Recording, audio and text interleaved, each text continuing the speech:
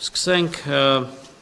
ռազմարդյունաբերության ոլորտից։ Ըմբռնում եւ համբերատարություն բարձր տեխնոլոգիական արդյունաբերության նախարարի ակնկալիքն է լրագրողներից նրանց հետ գերատեսչության նախորդ տարվա աշխատանքներն ամփոփելիս։ Մխիթար Հայրապետյանի ղեկավարած կառույցի պատասխանատվության ոլորտները բազմաթիվ են՝ ռազմարդյունաբերությունից կապ, տեղեկատվական տեխնոլոգիաներից հեռուստատեսություն, մի խոսքով երկրից տիեզերք։ Այս ճանապարհին նախարարի առաջին կանգառը ռազմարդյունաբերության վրա է։ Ըստ Հայրապետյանի, անցած 2025-ին այստեղ բովանդակային մի շարք կարևորագույն փոփոխություններ եղան։ Նոր տրամաբանություն ենք ներդրել տեխնոլոգիական պատրաստության մակարդակի հայեցակարգը, այն փաստացի թույլ է տալիս ընկերություններին բարդ մշակումները քայլ առ քայլ զարգացնել, իրար հաջորդող մի քանի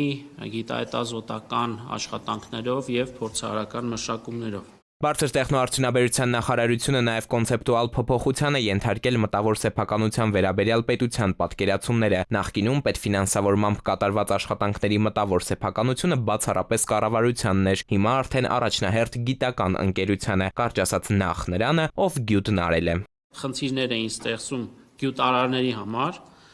այն ազատ մոնետիզացնելու համատեքստում արդեն մշակվել է նոր պայմանագրային իրավահարաբերություն, որով նոր գիտահետազոտական աշխատանքները եւ փորձարարական մշակումները եւ դրանցով ստեղծված մտավոր սեփականությունը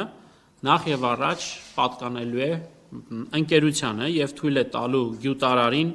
այն ազատորեն մոնետիզացնել։ Ռազմարդյունաբերական գիտհետազոտությունների եւ փորձարարական մշակումների համար նախորդ տարի պետական բյուջեից ավելի քան 2 միլիարդ դրամ են դուրս գրել, 50% ավելի, քան նույն նպատակի համար 2024-ին էր կառավարությունը ոլորտը ֆինանսավորել։ Որպեսզի հասկանալի լինի, թե ինչով է պայմանավորված 25 թվականին ավելի քան 50%-ի չափով այս ոլորտում ֆինանսավորման եւ ծրագրի կատարողականի ավելացումը, դրանք այն հիմնավոր, մեզ համար ոչ պարզունակ, կոմպլեքս բովանդակային բարեփոխումներն էին, որը եկել եւ մեծացրել է այս ծրագրի գրավչությունը ռազմարդյունաբերական ընկերությունների համար։ Հայ-ամերիկյան գործակցությամբ մեր երկրում ստեղծվող AI արհեստական բանականության գործարանի մասին Մխիթար Հայրապետյանը տեղեկացնում է, ընկերությունը հողատարածքն արդեն գնել է, համայնքի հետ շինթույլտվության հարցերով են զբաղված, ավարտեն շինարարությունը կսկսեն։ Առաջին խմբականակը գրաֆիկական պրոցեսորների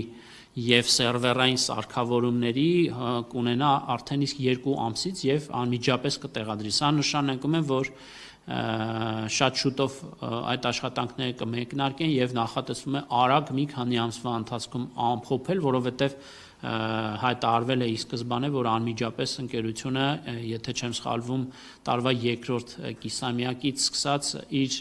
ծառայությունները նախատեսում է մատուցել։ Երկրից տիեզերք եւ հիմա հակառակ ուղղությամբ կառավարության Armsat-1-ը երկնակամարում ավարտել է իր առաքելությունը, հետ դարձել մոլորակ։ Բարձր տեխնոլոգիական ոլորտի գլխավոր պատասխանատուն վստահեցնում է, կառավարությունը հիմա լրջորեն մտածում է նոր արբանյակ կամ նույնիսկ արբանյակներ ձեռք բերելու մասին, երկիրը հեռվից դիտարկելու համար, գուցե նաեւ լուսանկարելու հնարավորություն ունեցողը հետաքրքրի գործադիրին։ Էդուարդ Պողոսյան, ժամը լրատվական։